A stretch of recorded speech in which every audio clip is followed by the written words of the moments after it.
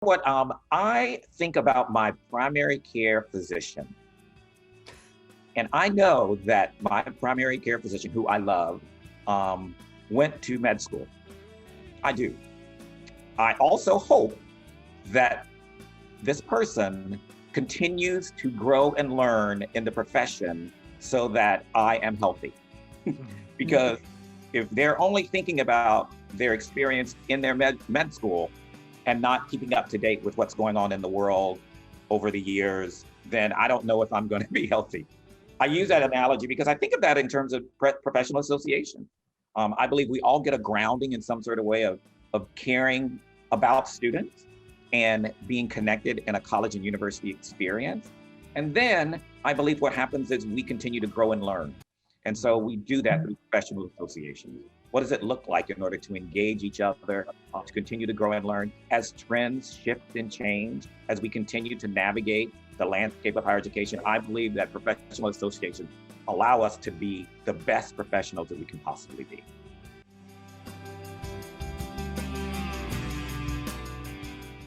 Hello, and welcome to Student Affairs Now. I'm your host, Keith Edwards. Today, we're discussing Student Affairs Professional Associations with leaders of ACPA and NASPA.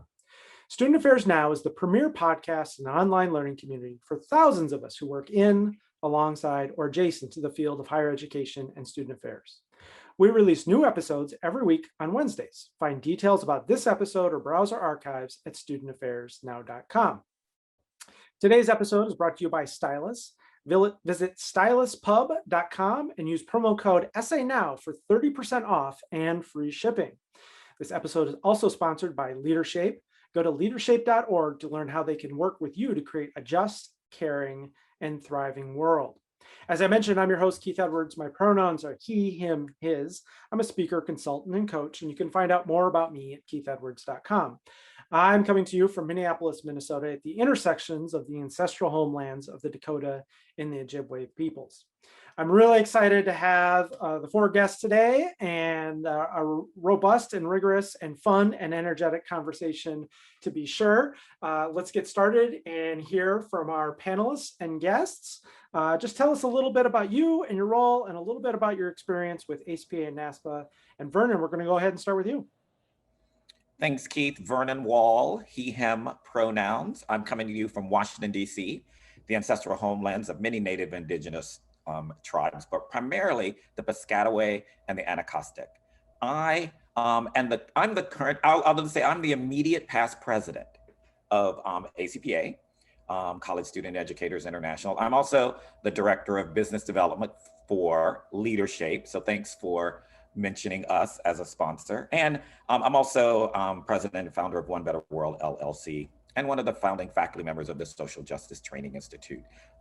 Happy to be here. I've been a member actually of both associations since graduate school, ACPA and NASPA, and this is going to be a robust conversation. Excited. Great, thanks, Vernon. Angela, tell us a little bit about you. Hi, everybody. I'm Angela Batista, she, her, and ella pronouns. I am coming to you from Lake Worth, Florida, the land of the Tequesta and Seminole tribes. Really excited to be with this group today. Love hanging out with these colleagues. I've been in higher ed for a lot of years, like all of us in this call, and I have been involved in both ACPA and NASPA, primarily in NASPA through my leadership. I'm the immediate past chair for the board, and I am currently working. I'm the founder and president of Batista Consulting Services, and I'm also the former vice president of student affairs and institutional D&I at Champlain College in Vermont. So really excited to be here and looking forward to the conversation. Thank you. Go ahead, Julie. All right, well, good afternoon, everyone. Julie Payne Kirchner, I use she, her pronouns. I'm currently the vice president for student affairs at Northwestern University, and also serve as the current board chair for NASPA. I too have been involved with both associations, not since grad school, or not NASPA since grad school, but not ACPA. I kind of came to ACPA a little later and really enjoyed the richness of both associations, and they have so much that they offer our profession. And that's why I really love the fact that we are all here today. I also just want to say that I'm coming to you all from Evanston, Indiana. Listen to me. I don't even know the state I'm in today. Evanston, Illinois, right? It's the kind of day, y'all. It's a quarter system. We just finished on Monday. So you all know where I am, right? But Evanston, Illinois, and that is the traditional homelands of the Council of the Three Fires, the Ojibwe, the Ottawa, and the Potawatomi, as well as the Miami, Ho-Chunk, and Menominee nations, as well as dozens of other tribes that treated this area and still do to this day as a site of trade, travel, gathering, and healing. So I'm excited about the conversation. Thank you. And over to you, Danielle. Hi, everybody. Danielle Morgan Acosta, she, her pronouns. I serve as the current ACPA president, and I work as the Associate Dean of Students for Student Engagement at Clark University in Worcester, Massachusetts, the ancestral homelands of the Nipmuc people. I am super excited for this conversation. My first involvement with professional associations was also actually receiving a scholarship to attend the ACPA NASPA joint convention as a first-year graduate student. And so while primarily my involvement has been with ACPA in varying capacities, supporting mostly our new professionals and younger professionals, and then getting involved, been able to connect with both associations throughout my career. So just excited to have some conversation about where higher ed is going, and what we've been doing for the past year, and how we can really talk about the constant and community pieces that show up in our professional associations for our members. Mm-hmm. Well, thanks to all of you for those introductions. And maybe I should say, I've been like Vernon, since graduate school, been a member of both ACPA and NASPA. I think Vernon was in graduate school a little bit before I was, but he can tell you all about that. But I have been a member of both associations, but really primarily my involvement and my engagement has been with ACPA through commissions and starting the Commission for Social Justice Educators, and when Vernon was in the international office, and ICA and conventions and all sorts of fun stuff. So I'm really excited for this conversation because I think these associations are something that most student affairs professionals know about. They're often unclear and unsure and curious and maybe even a little bit intimidated. So I'm excited to us unpack this all a little bit and help folks who maybe want to be more connected learn a little bit more. Let's start though with just professional association involvement in general. We're here, we have leaders from ACPA and NASPA, but there's so many more from ACUA Hawaii and NODA, and probably an infinite number if we wanted to start unpacking all of those. For those who are new to student affairs and perhaps grad students, new professionals, or even undergraduates who are considering student affairs, could you tell us a little bit about the value of engaging in professional associations in lots of different ways? Vernon, we'll kick it off with you. Yeah, you know what? I think about my primary care physician. And I know that my primary care physician, who I love, went to med school. I do. I also hope that this person continues to grow and learn in the profession so that I am healthy. Because if they're only thinking about their experience in their med school and not keeping up to date with what's going on in the world over the years, then I don't know if I'm going to be healthy. I use that analogy because I think of that in terms of professional association. I believe we all get a grounding in some sort of way of caring about students and being connected in a college and university experience. And then I believe what happens is we continue to grow and learn. And so we do that through professional associations. What does it look like in order to engage each other, to continue to grow and learn as trends shift and change, as we continue to navigate the landscape of higher education? I believe that professional associations allow us to be the best professionals that we can possibly be. That's really great. Julie, you want to tell us a little bit more about engagement in professional associations in general? Yeah, I appreciate that lens, Vernon, on the value. And anytime somebody gives me a good analogy, I'm all in. I love that primary care physician analogy. I would have gone the route of an attorney only because my mother is an attorney. And so similar concept, right? But that whole idea about continuing to grow and develop and gain deeper understanding about the work that I will say, are called to do, because this is not something we may stumble into it at the beginning, but when you stick with it, there's some element of a connection to your value in the why behind this work. I'll also say that it also helps to give you perspective. If you stay within your campus and all you know is your campus and all you know is your division, you may be missing some things, not just about your own growth and development, but perspective about student experiences across the board. If you're at an elite institution like I am right now, how do you really begin to understand how students are navigating different environments, different institutional environments, the different things that they have even navigated before they have come to you? Because we have folks transfer all the time, right? And so the more we understand the breadth and the depth of our students' experiences, the better professionals we're going to be. And the other thing is, I really think these professional homes give you a community of care and support for this very challenging and intense work that we do. And that is priceless as far as I'm concerned. I have leaned on all the folks on this call in one way, shape, or another, actively and passively, at times when we've needed it the most. And that's really where you can find your people in the calling that you do. Yeah, I'll add to that. I think my first ACPA, Jonathan Poulard, was doing the intro welcome for new members at sort of the orientation. And I remember him saying, get involved, get engaged. The people you'll meet through this will become some of the best friends you'll have in your life. And I remember thinking, you made your best friends through a professional association? Like, get a life. Like, what are you talking about? Don't you have like real friends?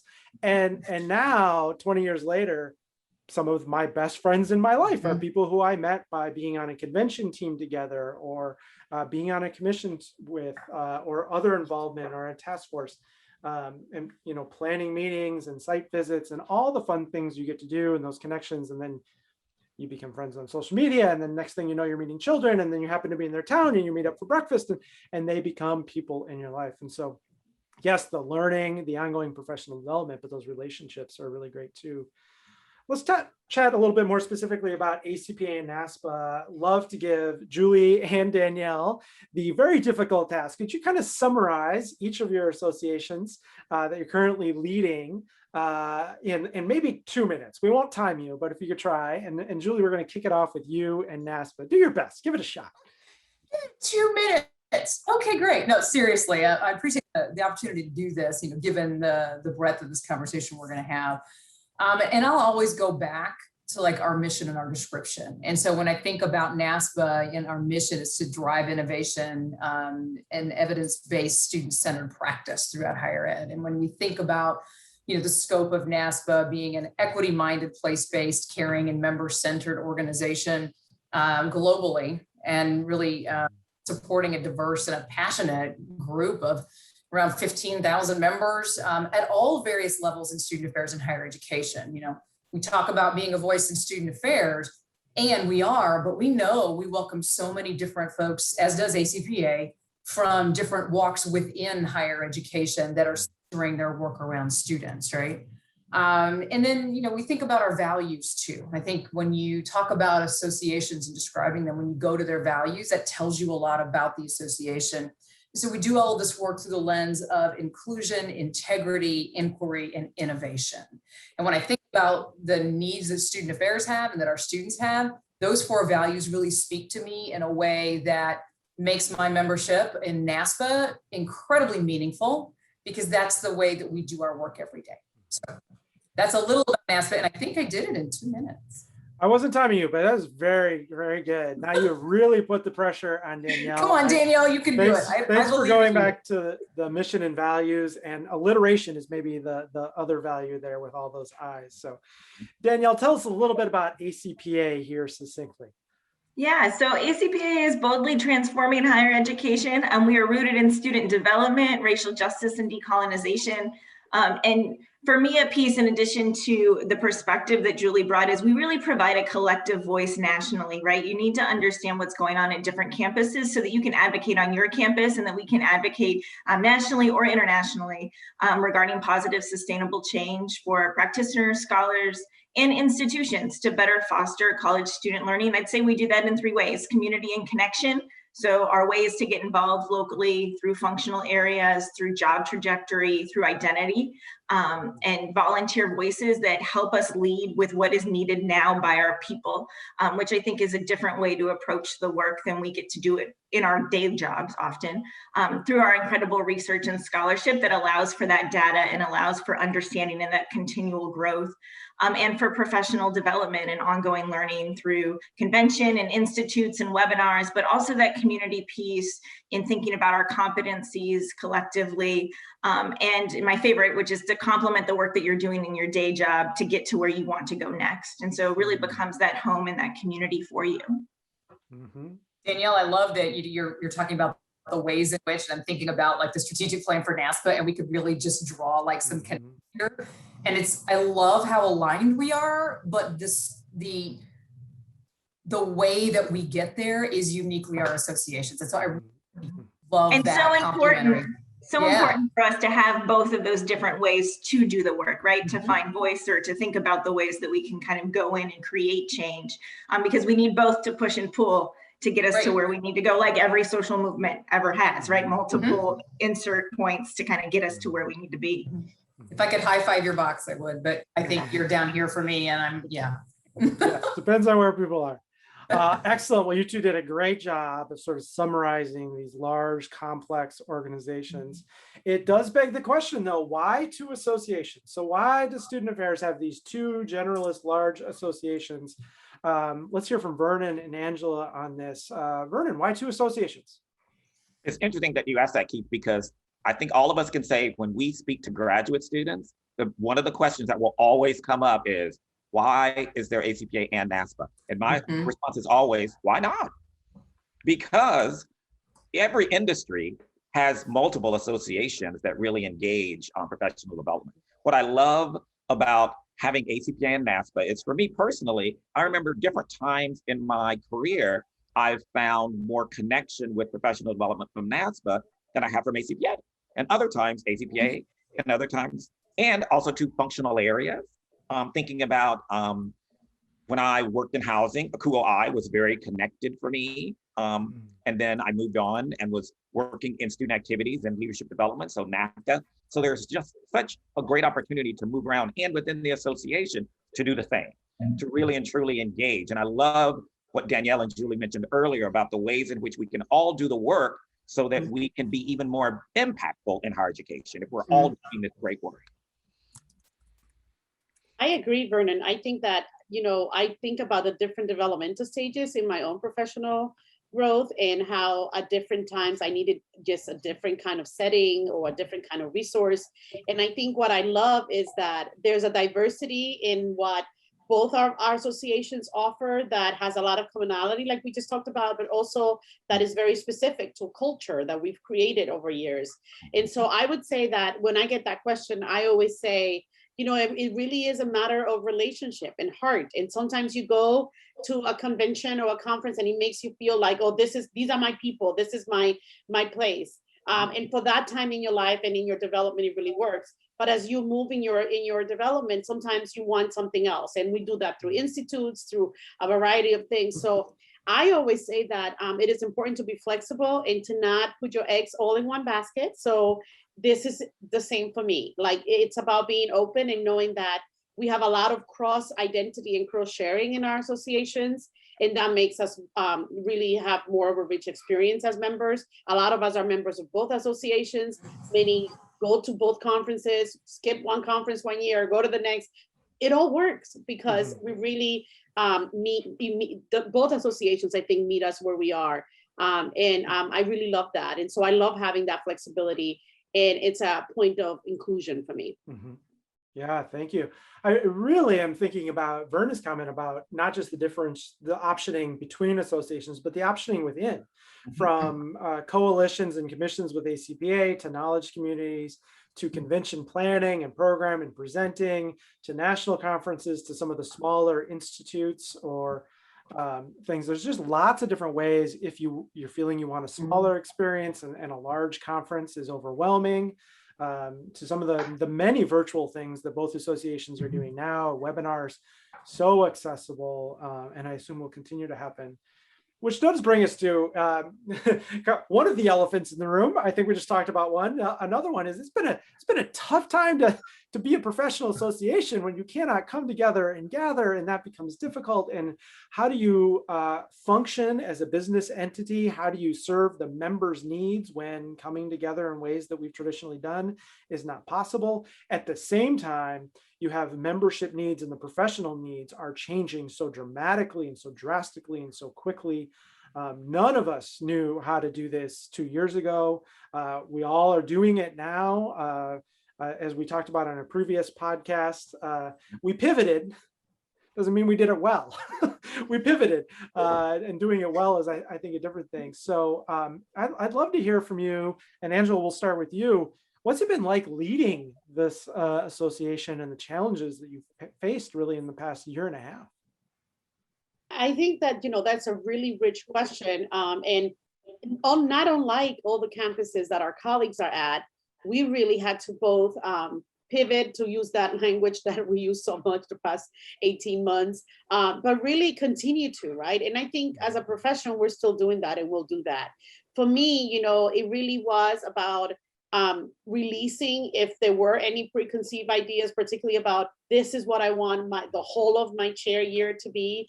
It really is about figuring out how do I hold on to what's important to me and what the association and I thought we would achieve and work on this year when we have to make adjustments. And so I think NASPA as a whole did a really great job of really connecting to our membership and taking our lead from what our members said they needed, which I think, Vernon and I met periodically throughout the year. And it was really helpful to just be able to talk about, how do I sort of keep doing this work?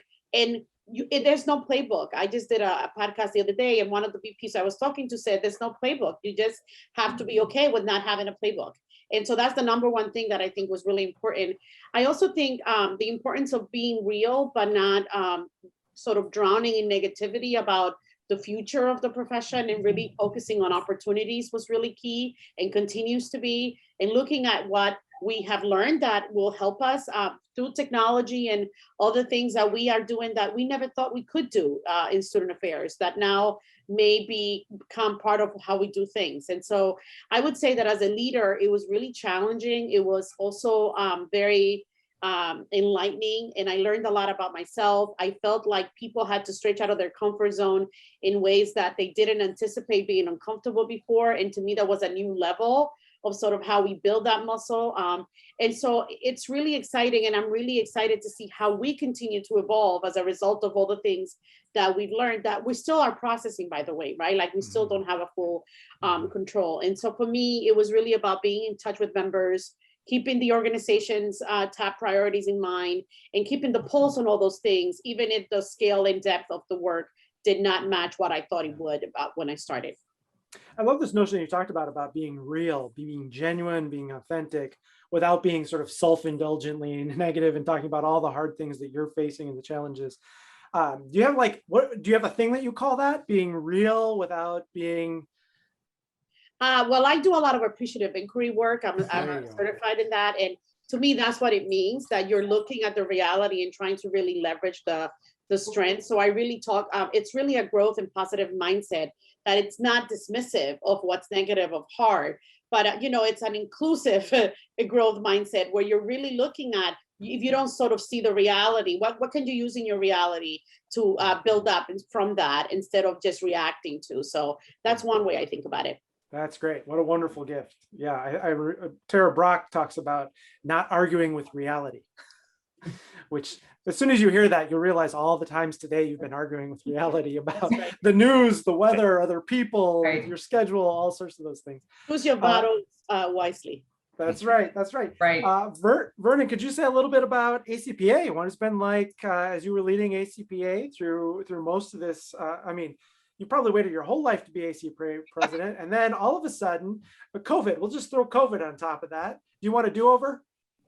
Yeah, it's so funny. My mother mentioned to me at the beginning of my president, she said, "You're such an overachiever. Leave it to you to be president of an association during multiple pandemics." I said, "Yeah, thank you." And Angela's right. We did have, I would say, the support that Angela gave me during this time was very, very, very helpful.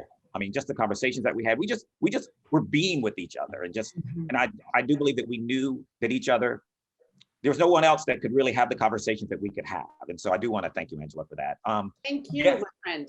Yes, I will say that we need to realize that student affairs in higher education has been tested many times in our history. We have been. And what I've loved about us is we've always stepped up. We've always stepped up. And that's what student affairs folks did on college campuses around the world and the country. They stepped up. And I believe that gave me the hope and the faith to get through this. We had a wonderful governing board who really and truly met. I remember my first governing board meeting, I was so nervous in March. In April, actually, I think it was 1st of April. I was thinking, nobody's gonna wanna gather with me with everything happening on their campuses. They're just, but what I found was 2 hours of respite. People wanted that community, that connection, that love. And it was just an exhaling, and people would gather each month and we would talk then about what's next. Similar to Angela, we focused on member needs. We focused on, what do you need right now? What can we do? We sent out once a month a member needs survey so we could track what was happening. And that was really good data that we got to see, where the budget cuts were, what was going on with travel, what was going on with professional development. And then we provided, as NASPA did, online experiences, and they were well received. And so I do believe, and once again, for our virtual experience, where I would have loved to have been in Long Beach, California, but to have the energy of the people, and I know I attended the NASPA experience also, the energy was just, you could read the chats and just get so excited because people just wanted to be in community. And so it was really about navigating the realities of what was going on. And I want to make sure we notice it was multiple pandemics, folks. That's right. So we're talking how we really and truly will continue to do that as we move forward. Well said. And I love what you said about you just found people, your governing board, wanting community and connection. And that's what I see the rest of us wanting, community and connection. How can I find that? And that's what I see students wanting. They still are desperate for community and connection. The frivolous stuff, they're like, don't waste my time. But if you can offer me community and connection in whatever way, whether it's virtual, whether it's in person, whether it's distance, whether it's some sort of connection, really craving that. There's so many ways that our professional associations mirror the campus experience. And that's just another one of those. Julie, did you want to jump in there and add something? Yeah, sure.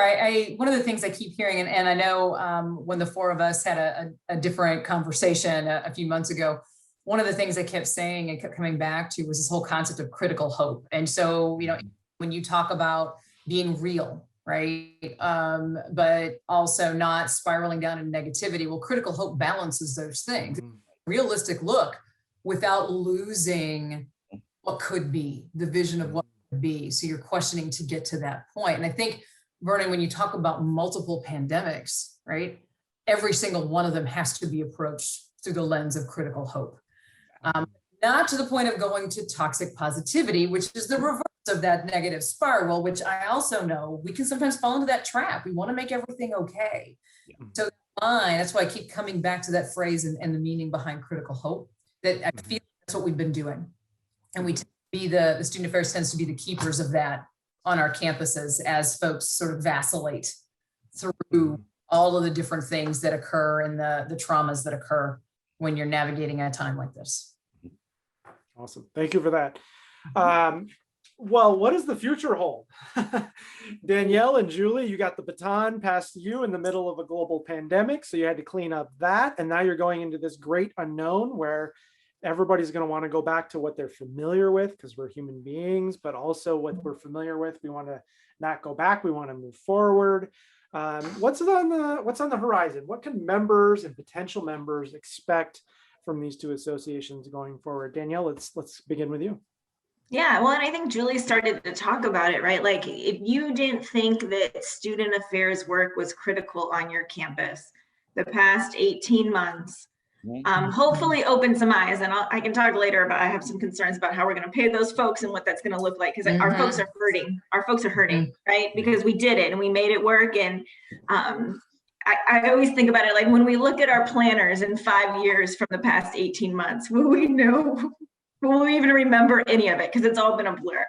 I do think, though, our professional associations are getting stronger through all of this because of that great need of community. We saw that constantly throughout everything that was going on. They needed a place to feel loved and feel seen because they weren't getting that. from work. They weren't getting it in the places that they knew how to relax and kind of decompress. And so our associations have been that for folks. And for change in our associations that's grounded in research and scholarship, that's going to be critical, that is also focused on racial justice and inclusion. And we talked in one of our first kind of open sessions during COVID that it is often in times of crisis that we miss the most marginalized, that who are the people in the room that are making the quick decisions to help us pivot, and how are we not capturing the folks that really need to get connected. And I think that with campuses vastly changing or changing back or trying to live with COVID, the financial implications that are going to lead to systems that struggle, we need to be the advocates and the place to provide benefits to individuals, to departments, to divisions, to institutions, and higher ed more broadly, to make sure that we are focusing on what really matters right now, which is our people, and making sure that our students are getting the resources and the services that they need and deserve, which are going to be inclusive. And I think ACPA is going to continue to do that, just like NASPA is, through our professional development, both virtual and in person. We were always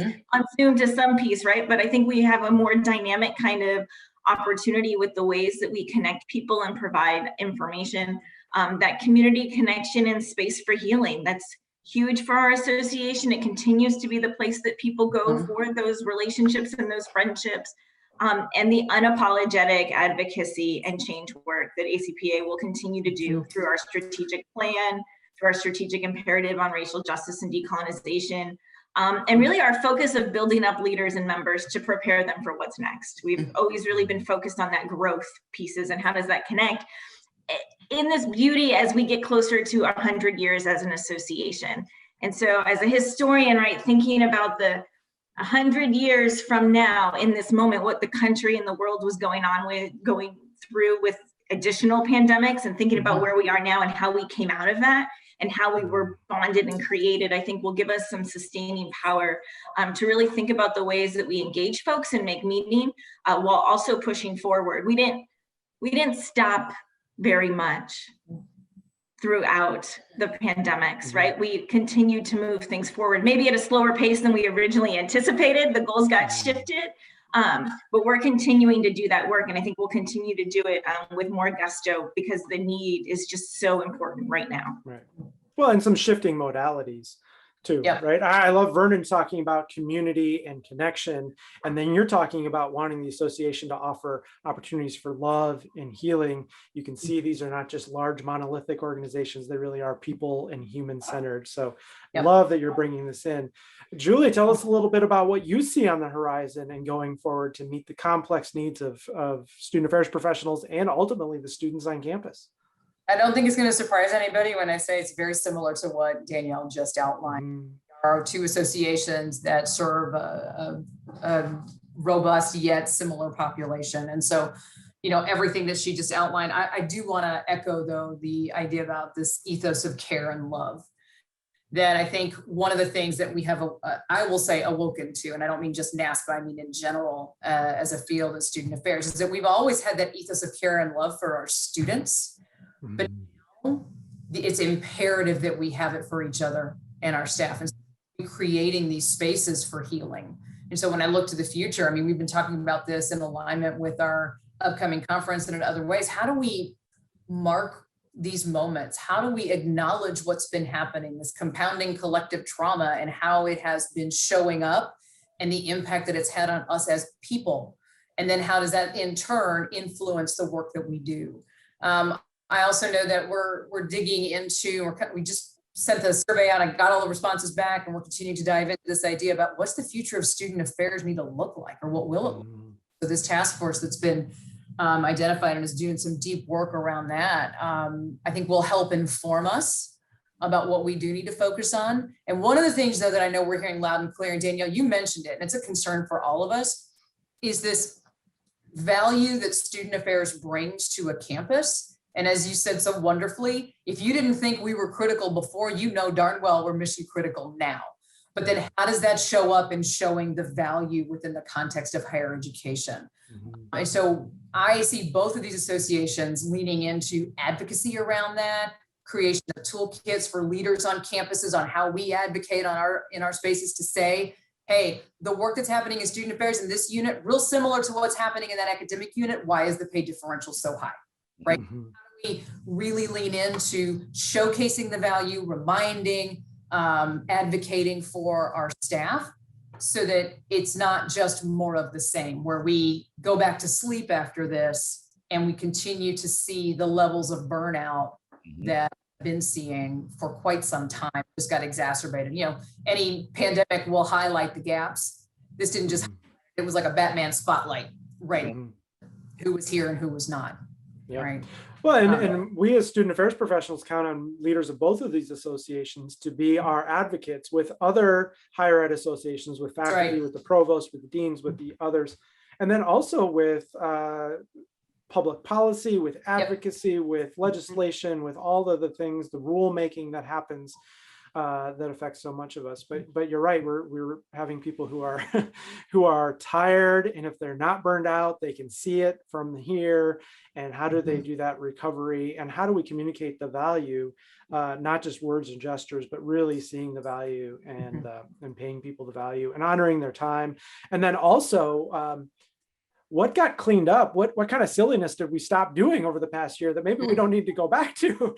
If we've said that, you know, we can't do these things because we're so focused on these things, maybe what can we let go of? And I think that's one of the things that student affairs were notoriously good at, coming up with new ideas and innovation and creative. We always have like 6 new projects over the summer that we want to implement. How do we be editorial and let go of some things so we can focus that? How do we let go of things that we were the incubator for? And have to find its right home. We do that.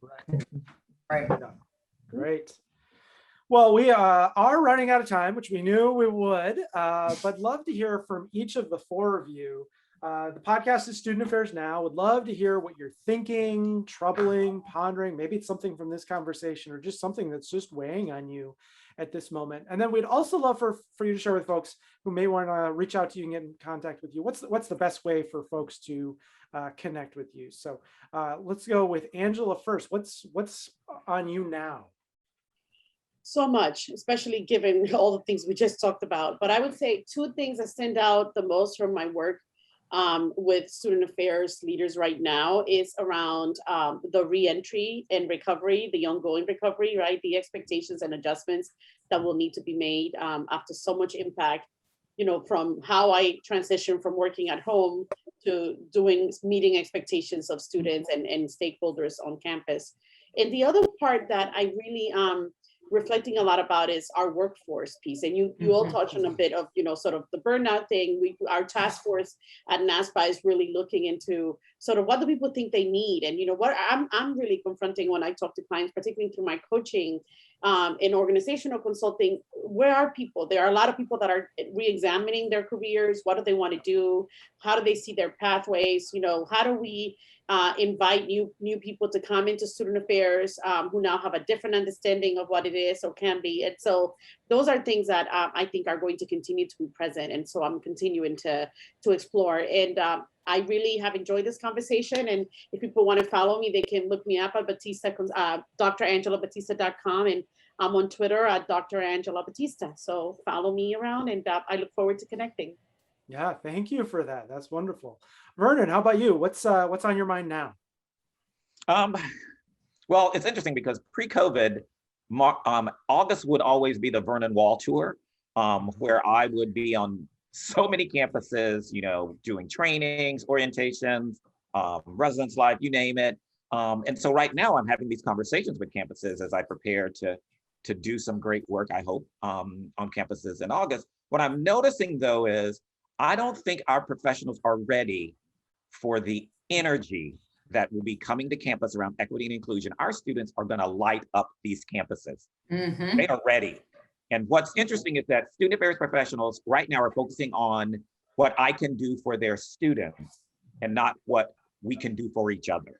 Because what needs to be happening between now and August are conversations with faculty and staff to prepare them for the energy that will be coming to campus. Keep in mind, students have not forgot about March and before, because keep in mind, there's much that's happened that has led up to this and many things that will continue to happen over the summer. And so I'm just asking that we prepare ourselves. Please, please, please have these conversations around decolonization, around racial justice, around social justice with each other to be prepared for this. And yeah, please, you know, if you need me, at Vernon A. Wall, put the A in the middle, for Insta and Twitter. I love saying Insta because it seems so cool. And vernon.wall at gmail.com, and also to vernonwall.org. But anywhere, let me know what I can do. Absolutely. Yeah. And this has been phenomenal. I love these people so much. So I just love this. Thank you. Yeah. The rest of us are wondering what you need to do to become more cool. That's a little mind blowing to me. So thank you, Vernon. Danielle, what is on you, what your mind and heart now, and where can folks connect with you? Yeah, a lot of the same things that people have been talking about. I will say we've been very COVID focused. Changes to Title IX are coming, right? And being able to be an advocate to kind of change some pieces that we've had there is a space that is on my head and my heart and spirit. It really does go back though, how are we taking care of our people? They're the most critical resource. They are our focus and point of the work that we do, and we have to take care of our people to take care of our students. And so the financial rub of taking care of staff and taking care of students, expanding services and changing processes while institutions are going to be cash strapped and trying to be fiscally responsible. And what does that mean? When our student affairs staff, we're the folks that were there when nobody else was, and continue to always be the people that are there when nobody else is. I also think that we've got to practice our humility a little bit. As institutions, generally, like, we all worked incredibly hard. We all did the best that we could, and in many places that was not enough. It continues to not be enough, and our students keep calling us out on it not being enough. And I've noticed that because we are all paying and all exhausted, and we're all like, but we did the best we could, it makes us really defensive instead of really helping us think about where are we going moving forward, and how can we own that and be okay with where we've been and do it better. I think that is also tied to, we've got to figure out a way for folks to get some rest, because while there is some joy and anticipation in going back to some familiar and living with COVID in different ways, that is another pivot of an already exhausted group of folks that are trying to rethink things. And as Vernon talks about in terms of equity and inclusion, there's a lot of personal work that needs to be done by our staff and our faculty and our higher administrators that often can't be done when you're exhausted and tired and defensive. And so we've got to work through some of those pieces. But also what's on my spirit too is this, like, my positive restlessness, right? Like the opportunity for folks to be able to be together again. And what does that mean for the energy and the connection and the opportunity for us to kind of feel like, oh, we've done this and we have our people to help us continue to get through it. So I'm excited about that. I can be found at ACPA Prez on Instagram and Twitter, Dr. Demo924 on Twitter, or my ACPA email is kind of all over the website as well. And so I'm interested to have more conversations with everybody, and so excited that we were able to get together today. Yeah, thank you. I really appreciate your note about how easy it is to be defensive when we've been working long hours. It's really hard for me to see the Chronicle talking about going back to campus when many student affairs folks never left. They've been there the whole time, right? And how hard it is to go back to campus. We've been here all along. And you're right, when there is criticism, it can be so easy to be defensive, which is self-focused rather than student-focused. And how do we get shifted to that? So I really appreciate those wise words. Julie, how about you? I know it's tough going last because they take up so many good answers, but what's with you now, and how can folks connect with you? Yeah, I echo a lot of the thoughts that have been said. Obviously, so when you go last with this amazing group of people, that's what happens, is that we're all sort of thinking and swirling around the same things. But a couple of things I will add is, Danielle, I so appreciate your comment about humility. And I will also add to that humility, and then we have to stop setting unrealistic expectations. And what I mean by that is, when we talk about, and you mentioned, like, we've got to find a way for people to get some rest. How are we perpetuating that as a problem, right? What expectations are we putting out there, not with our words, but with our actions? And we have really got to dial back and figure out, what is it we absolutely have to do? What is it that needs to be answered right now, and what really can wait, so we can help level set expectations? Because that's part of our job, no matter where you are in an organization, is to help figure out, like, what those expectations should be and hold people to account, not your own folks, but even external. I'm also thinking about moving beyond crisis. We tend to live in crisis all the time. We can talk about mental health. We can talk about the impact of trauma, and it's a crisis space. And all of the assessments and all the professional associations are pointing to what's coming when we start to have to deal with all of the impacts that are happening. But we have to do that in a way that's well-rounded. And this is where I lean on our JED Foundation colleagues, right? That we can't just live in one side of that model. We have to look at the community, the connection, the engagement, the outreach, the helping to develop life skills. And Vernon, you talked about folks going out, and we have to prepare our faculty and our staff for what's coming. Yeah, we also have to think about what it is our students haven't gotten for the past 18 months. And how are we going to have to reset what it is to onboard not just one class, sometimes 2 or 3, depending on where we are, right? What it means to be back in that space. What life skills didn't they get to develop their last year in high school or their first year in college? And now here they come in as sophomores. We have second-year students coming here in September that have never stepped foot on this campus. So orientation looks different. Onboard different. And so we have to ask ourselves those really critical questions. And then the third thing I'm really thinking about, and this is really heavy in my heart, is how are we doing all of it, everything that we just talked about here, every single thing through that lens of racial equity and social justice. It can no longer be an add-on. It can no longer simply be a stated value. It has to be a priority. And that means you put the time, the effort, the resources, and the strategy behind it. And that is not just a calling for student affairs, that's higher education writ large. So that's where I'm sitting. And where would you like folks to connect with you, Julie?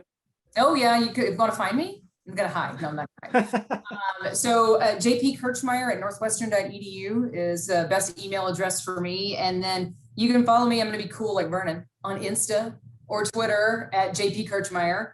Or for those of you out there that are Peloton riders or Peloton app users, you can connect with me on the leaderboard at Dr. JP Crusher. And that's Crusher with a K and the abbreviation for doctor. There we go. Well, that's a Student Affairs Now first. We've never had anyone drop their Peloton name there, so congratulations.